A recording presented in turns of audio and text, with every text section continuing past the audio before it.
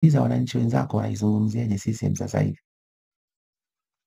Na ukijifanya unajua tumerudi zama za 2015, unaweza kuzungumza mambo ya CCM sasa hivi watu wakaghadhibika na wewe kupitiliza. Msikubali, msikubali wana CCM na Watanzania, tusikubali hadaa hizi. Kwenye mikutano wanaweza wakasombelea watu sawa, lakini msikubali kuhadaiwa na hawa. Msikubali,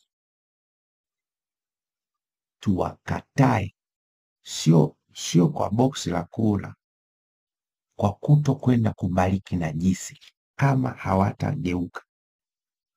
Na mimi nina imani kubwa na namwamini Mungu, hii kazi bado muda kidogo.